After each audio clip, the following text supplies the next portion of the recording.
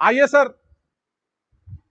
Interest on capital calculation हम लोग previous segment में समझ गए कि इंटरेस्ट ऑन कैपिटल का कैलकुलेशन कैसे करते हैं। और इंटरेस्ट, हाँ जी, interest on capital for full year, interest on additional capital, calculate interest from the date of introduction of capital to year and.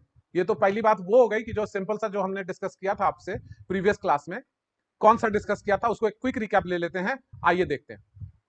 Simple सा कैलकुलेशन था। सिंपल सा कैलकुलेशन कौन सा था?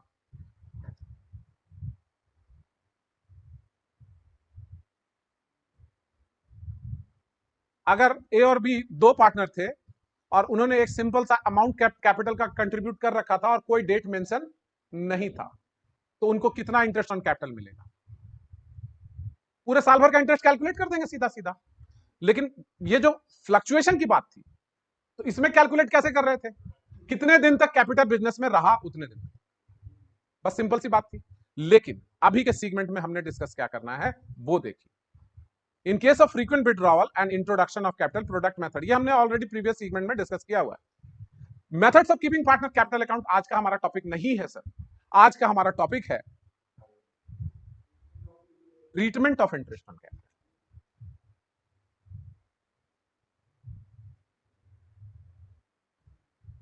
और before discussing treatment of interest on capital, we must discuss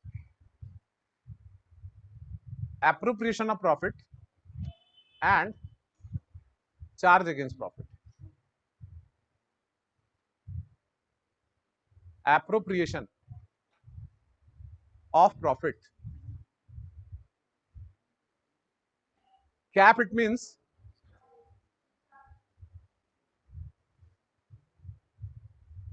charge against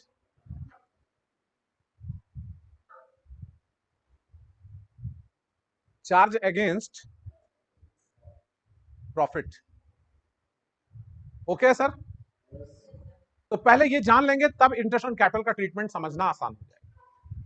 देखिए एकदम simple भाषा में समझिए, साधारण बात को समझिए। इसमें हमने देखा है बच्चों को और अननेसेसरी अनायास कंफ्यूज होते हुए कि चार्ज अगेंस्ट प्रॉफिट का मतलब ही वो नहीं समझते और एप्रोप्रिएशन ऑफ प्रॉफिट का मतलब ही नहीं समझते। इसको आप पहले एकदम अपनी भाषा में आप इस बात को समझिए। चार्ज अगेंस्ट प्रॉफिट मतलब खर्च, ठीक है ना?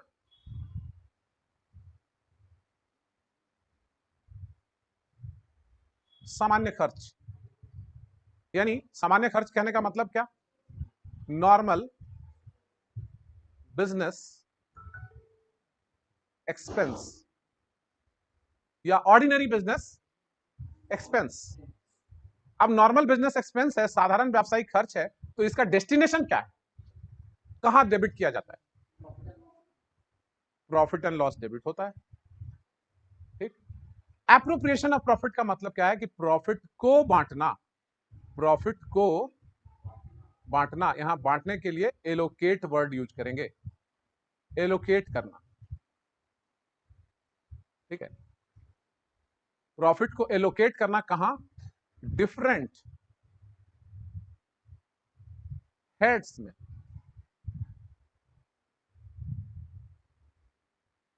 मसलन इस बात को पहले समझना है आपने कि प्रॉफिट आपका है ₹1,00,000, ठीक। अब इस प्रॉफिट को दे रहे हैं आप पार्टनर्स को। प्रॉफिट किसको दे रहे हैं आप? 1,00,000 का हिस्सा, ये 1,00,000 का प्रॉफिट लेगा कौन? कौन लेगा? 1,00,000 रुपया प्रॉफिट हुआ है, सारा खर्च घटाने के बाद प्रॉफिट आता है, आपको पता है। प्रॉफिट के डेफिनेशन पे हम नहीं जाने वाले। इनकम में से सारे खर्चे जो सामान्य व्यावसायिक खर्चे घटा देते तो प्रॉफिट आता है। सर समझ रहे हैं? जितने भी बिजनेस के खर्चे हैं इनकम में से घटा दिया, इनकम ज्यादा है तो प्रॉफिट है। लेकिन सर ये प्रॉफिट है तो किसका है? Whose profit is this? बिल्कुल। तो ये जो प्रॉफिट हमारा आया इसको हम पार्टनर्स को देंगे, ठीक है। किस रूप में दे रहे हैं? आईओसी के रूप में। आईओसी किसको मिलता है सर? पार्टनर्स को, ठीक है। दूसरा, सैलरी के रूप में, सैलरी टू पार्टनर के रूप में, बात समझिएगा। और तीसरा प्रॉफिट, सैलरी या कमीशन भी होगा, सैलरी और कमीशन टू पार्टनर के रूप में। मैनेजर का कमीशन नहीं है सर, किसका कमीशन है? पार्टनर का कमीशन है। पार्टनर को कमीशन मिल रहा है तो प्रॉफिट होने पे ही मिलेगा, पार्टनर को सैलरी मिल रहा है तो प्रॉफिट होने पे ही मिलेगा, ठीक है ना। इंटरेस्ट ऑन कैपिटल कब मिलेगा उसको? जब प्रॉफिट होगा तब।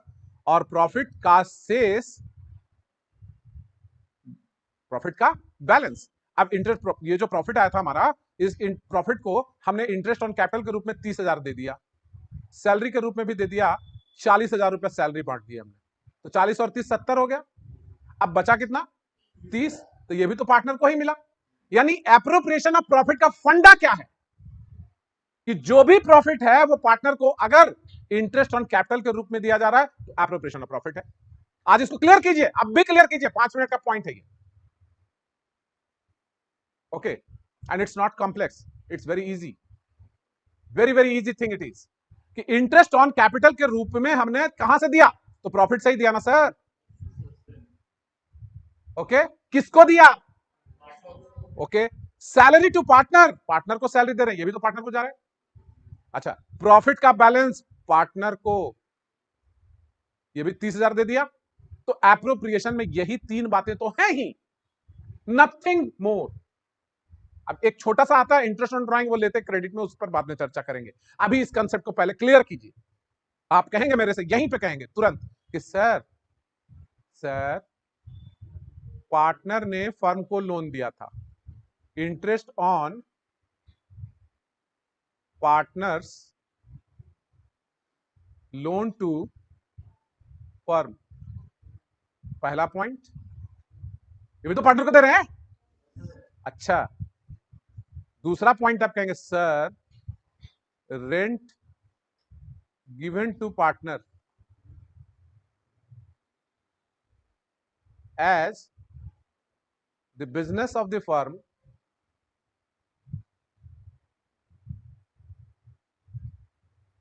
is being conducted in partners house या उसकी प्रॉपर्टी, उसके घर में चल रहा है या उसकी प्रॉपर्टी पे चल रहा है, तो ये भी तो पार्टनर को देना है, रेंट दे रहे हैं पार्टनर को। जैसे आप ए बी सी 3 पार्टनर थे, है ना। अब हुआ क्या, सी के घर में बिजनेस चल रहा था, या सी का एक प्रीमाइसेस था, उसी में बिजनेस चल रहा था, रेंट कौन ले रहा है? सी ले रहा है। तो ये भी तो पैसा दिया जा रहा है पार्टनर को। पार्टनर ने फर्म को लोन दिया था और उस पर ब्याज मिल रहा है पार्टनर को, तो ये भी पैसा तो पार्टनर को ही दे रहे हो आप। तो क्या ये एप्रोप्रिएशन है प्रॉफिट का? ये दोनों आइटम, मेरा सवाल ये है, बोलो। हम इसे एप्रोप्रिएशन नहीं मानेंगे, ये होगा सीएपी, और ये भी होगा सीएपी, क्योंकि ये ऑर्डिनरी बिजनेस एक्सपेंस है। फर्म को प्रॉफिट नहीं होगा तो क्या वो रेंट नहीं लेगा? फर्म को प्रॉफिट नहीं होगा तो क्या वो इंटरेस्ट नहीं लेगा? लेगा सर। इवन दो फर्म को लॉस हो जाए, इंटरेस्ट ऑन लोन डेबिट करने पर प्रॉफिट एंड लॉस में, तब भी देना पड़ेगा, रेंट तब भी देना पड़ेगा। तो ये तो ऑर्डिनरी बिजनेस एक्सपेंस हो गया, भले ही पार्टनर को दिया जा रहा है। तो ये एक मिसकंसेप्शन हटा लीजिए दिमाग से कि जो भी अमाउंट पार्टनर को दिया जाता है फर्म की तरफ से वो एप्रोप्रिएशन ऑफ प्रॉफिट होता है। नहीं सर, सिर्फ 3 चीज। कौन कौन? इंटरेस्ट ऑन कैपिटल, सैलरी और कमीशन टू पार्टनर, और प्रॉफिट का बैलेंस पार्टनर को। तो ये प्रॉफिट का एलोकेशन है डिफरेंट हेड्स में, इसलिए इसको कहा गया एओपी। बोलिए, बात समझ में आई? Thank you very much. अब बात करेंगे चार्ज अगेंस्ट प्रॉफिट की और एप्रोप्रिएशन ऑफ प्रॉफिट के डिफरेंसेस की। Yes sir, any question please.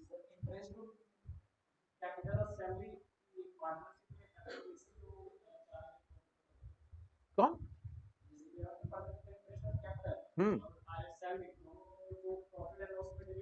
Misconception आप पाल के बैठे हैं सर।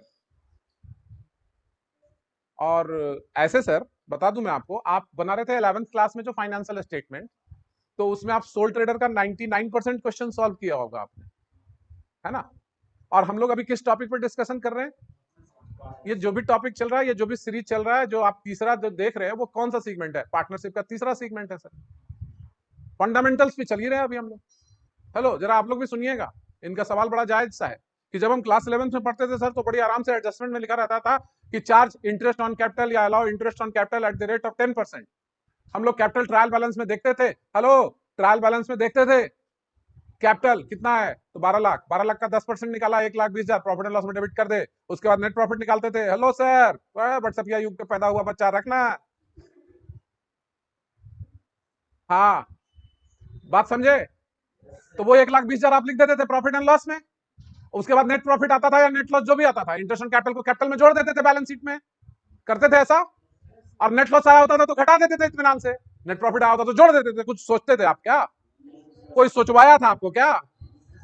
लेकिन सर, जब आप फंडामेंटल्स की टॉपिक उठाते हैं और प्रैक्टिकल क्वेश्चन शुरू करते हैं, आपके लोकल राइटर आपको पहला ही प्रश्न देते हैं, उठा के देखिए।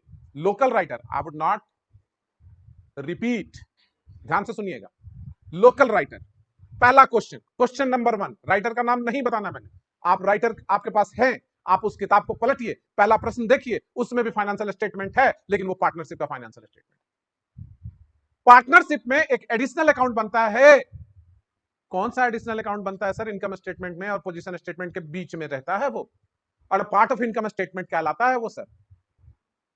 वो है प्रॉफिट एंड लॉस अकाउंट के अलावा profit and loss appropriation account.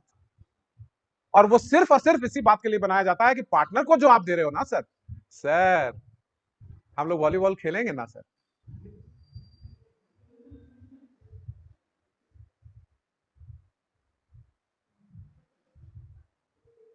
Yes sir, खेल लेंगे सर, ठीक है ना। ऊपर वाले की मेहरबानी से, रहमो करम से, आप लोगों की हाइट काफी अच्छी है सबकी। कोई भी बंदा यहाँ पर लिलीपुट कैटेगरी का नहीं है। अंकित को आप कम ना आंकिए, बहुत अच्छा स्मैश मारता है अंकित। चलिए मेरी बात सुनिए। तो ये profit and loss appropriation account partnership का कांसेप्ट है। तो यहां पार्टनर को जो दिया जाता है तो वो पता होना चाहिए कि क्या दिया जा रहा है प्रॉफिट में से किस पार्टनर को, इसलिए एप्रोप्रिएशन में उसको ले जाते हैं। और वहां चूंकि इंडिविजुअल की बात होती थी, उसको मान लेते थे। क्या मान लेते थे? उसमें कोई एप्रोप्रिएशन आइटम होता ही नहीं था, इसलिए वहां नहीं करते थे। और यहां हमको प्रॉफिट का एलोकेशन शो करना होता है डिफरेंट हेड्स में, इसके लिए हमें एक सेपरेट अकाउंट बनाना होता है बेटा, इसलिए हम यहां पर ऐसा करते हैं। क्लियर हो गई बात? सिर्फ 3 ही बात तो है, interest on capital, salary to partner and profit का बैलेंस। 3 चीज को हमको बांट के दिखाना है। और ये 3 बातों के अलावा जो भी बातें होती हैं वो क्या होती हैं? ऑर्डिनरी बिजनेस एक्सपेंस होती। क्लियर है? आगे बढ़ जाएं? तो आगे बढ़ रहे हैं सर। इसको जरा सा देख लीजिएगा, बड़ा इंपॉर्टेंट है। बस ज्यादा नहीं है सर, पेशेंस रखिएगा, वीडियो को अंत तक देखिएगा। Yes sir. सीएपी, सीएपी बोले तो, और एओपी बोले तो, AOP appropriation of profit. CAP क्या है? पहला पॉइंट, डेबिटेड टू, लिखेंगे sir, debited to profit and loss account. AOP items debited to P&L appro account. Clear है सर? सही बात है। दूसरा, it may involve the firm into a loss. दूसरा, it is not possible as we have to allocate the available profit only। सिर्फ profit बांटना है तो लॉस में कैसे हम चले जाएंगे? है ना सर? लॉस में तो जा नहीं सकते, लेकिन यहां फर्म को ये लॉस करा सकता है। all items which are debited to income statement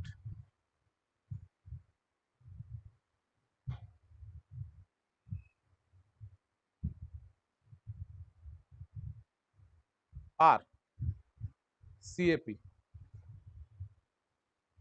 CAP items are, sorry, AOP items are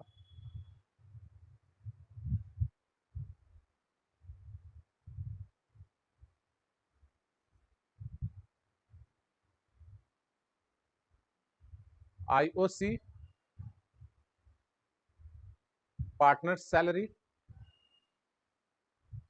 commission, and profit balance given to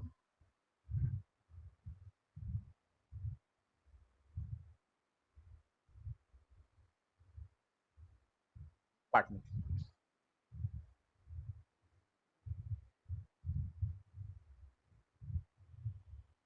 number 4 sir, it is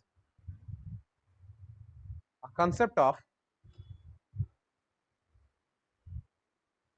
every firm, business entity or organization. It is a concept of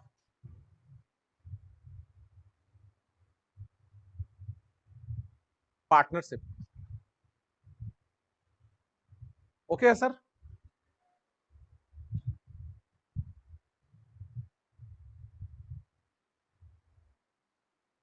तो ये 4 basic differences हमने लिख दिए. मेरे ख्याल से आपको चारों समझ में आना चाहिए. समझ में आ रहा है? पहला पॉइंट क्या लिखा? Debited to profit and loss account. किसके लिए लिखा है? सीएपी, चार्ज अगेंस्ट प्रॉफिट के लिए. जितने भी चार्ज अगेंस्ट प्रॉफिट के आइटम है सबके सब कहां लिखे जाएंगे? सबके सब कहां लिखे जाने वाले? प्रॉफिट एंड लॉस के डेबिट में. अब एओपी के लिए क्या लिखा है आपने? Debited to profit and loss appro. Debited to profit and loss appro, ये एओपी है और ये सीएपी है. ठीक है ना? It may involve the firm into a loss. It is not possible as we have to allocate the available profit only. जो profit है उसी को हमको बांटना है, तो इसमें लॉस का तो कोई संभावना ही नहीं होगा. All items which are debited to income statement are CAP. जितना आइटम जो भी डेबिट किया जा रहा है, इवन की परचेजेज चार्ज अगेंस्ट प्रॉफिट है, वेजेज चार्ज अगेंस्ट प्रॉफिट है, रेंट चार्ज अगेंस्ट प्रॉफिट है. लेकिन AOP items are IOC. AOP items are IOC मतलब interest on capital, partner salary और commission and profit balance given to partners. यही item है ना AOP? अच्छा.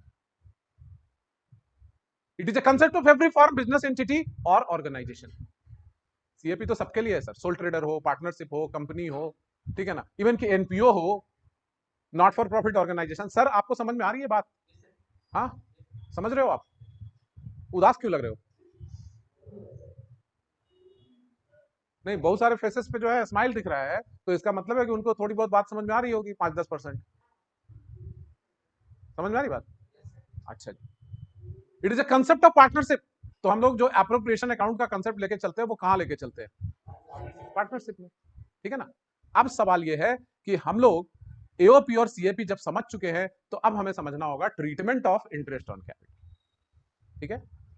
तो अभी यहां पे लेते हैं एक छोटा सा ब्रेक और अगले सेशन में हम लोग बात करते हैं treatment of interest on capital. Okay sir? Till then take care.